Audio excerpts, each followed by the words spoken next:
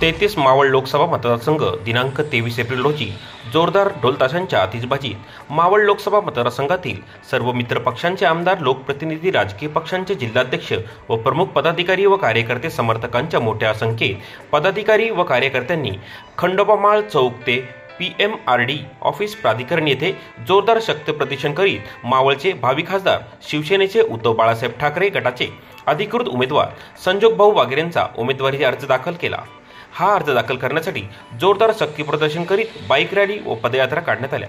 या प्रसंगी शिवसैनिक व मावळ मतदारसंघातील महाविकास आघाडीचे सर्व मित्रपक्ष पदाधिकारी यांच्यामध्ये उत्स्फूर्त प्रतिसाद पाहायला मिळाला। युवासेना प्रमुख, शिवसेना नेते आमदार आदित्य ठाकरे यांची यावेळेस जाहीर सभाही मोठ्या उत्साहात, जल्लोषात व जोशात पार पडली।